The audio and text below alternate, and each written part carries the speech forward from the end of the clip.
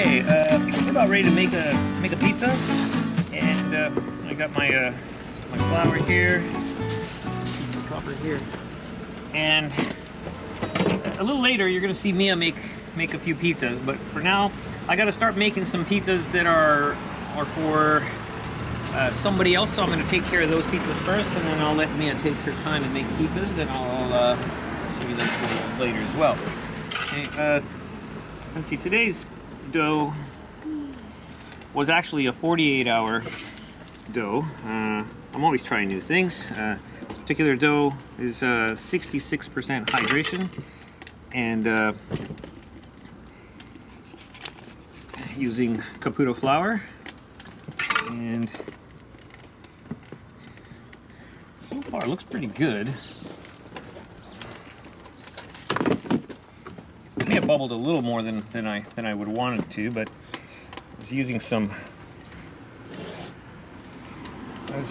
instant dry yeast, which I wasn't really sure how old it was, but I wanted to use it anyway. I proofed the instant dry yeast in a bowl of flour and water mixture, which is about 50% water, 50% flour. So, and mix that up, and then it started to bubble nicely, and I just used that. Okay. Yeah, this is pretty soft, so.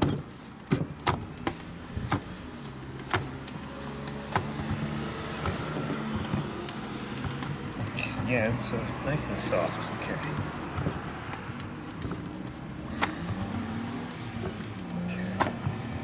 Okay.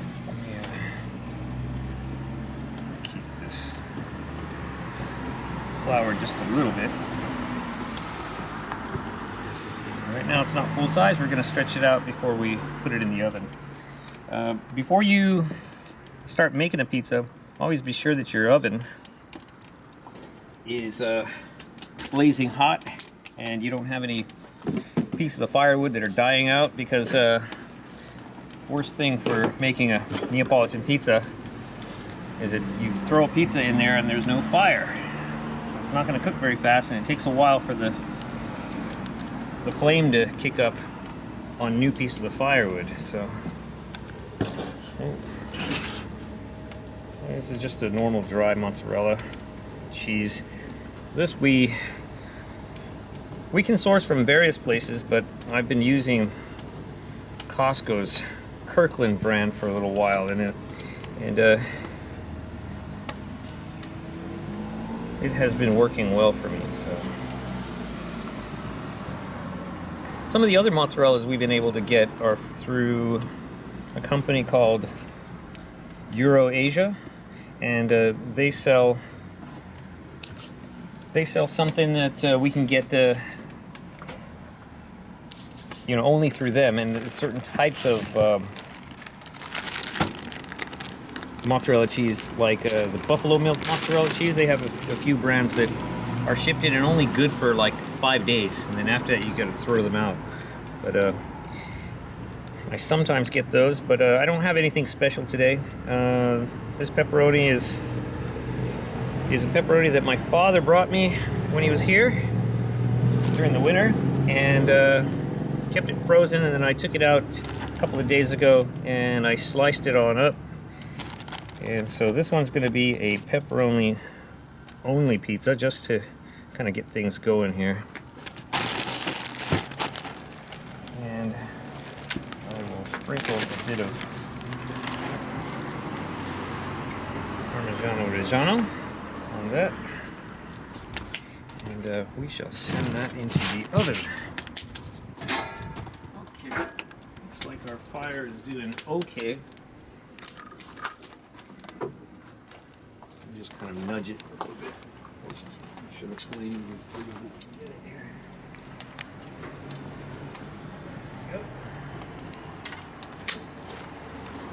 There's a bit of ash in the front, so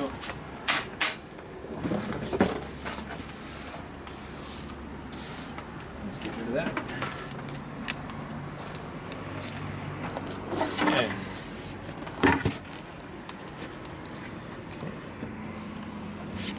Flour our surface a bit here.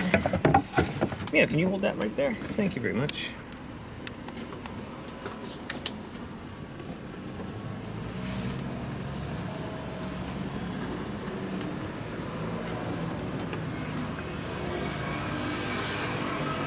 situate the toppings.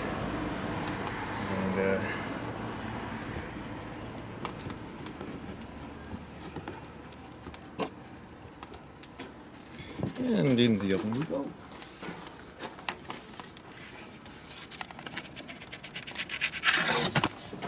Oh, sorry.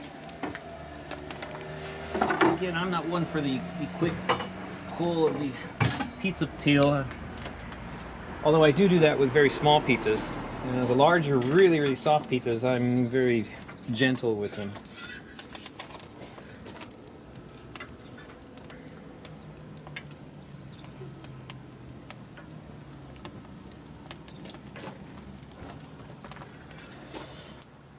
And that side's starting to cook nicely.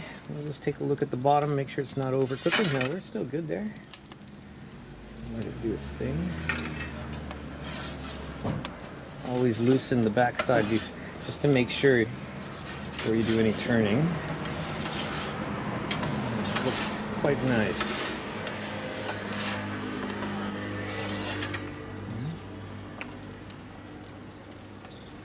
Because the fire is pretty hot, this is going to be cooking in roughly a minute. If you've got a stopwatch, please, by all means, time to bake. And the bottom's looking pretty good there. Didn't overchar at all.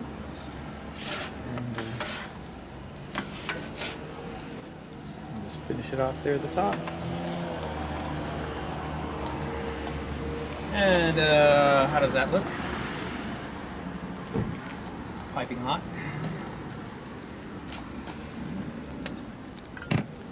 And we will set that over here.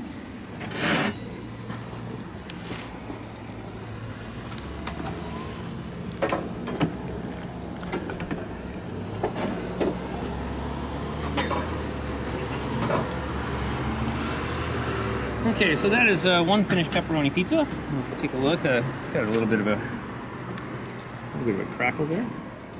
Take a look at the bottom. It's quite nice. I'm very happy with that. A couple of pepperonis got doubled up there, but that is just part of the artwork, I suppose. And that is the finished pie. Let's see. There were some frequently asked questions. I think I'll try to hit one. Someone was saying, okay, I was not getting much rise out of my dough. What am I doing wrong? Well, there are a lot of things that could be happening here, and you gotta make sure that there are a lot of things happening properly. For example, proper temperature, proper amount of yeast for that temperature, and make sure that you're using the proper types of yeast, and you're not using yeast that's dead. Okay, some yeast you might have in the cabinet or in the refrigerator, it's been there for years, it may be dead, so it might not be working. Other thing is, if you're doing a 24-hour dough and the 24-hour rise, and after 24 hours nothing's happened and you get a pretty flat dough, it could be that it's too cold, or if it's too cold, yeast doesn't really work well. So in the winter, I will up the yeast sometimes by 30%, sometimes less. It depends on where in my house I plan to leave it overnight. This one was a two-day ferment, so I went even less yeast than I would normally, because it would have 2 days to do its magic. So cold is a factor. The next thing that's a factor is making sure that you plan the amount of time that fits the amount of yeast. So you're probably asking me, well, how much yeast should I use for how much time? Okay, I'm going to put a link at the bottom here, and this link will take you to a chart that was made by a really good pizza maker who lives in Texas. His name is Craig. I don't know how I got this chart, and in my area I tend to use about 10% more than this chart says to use.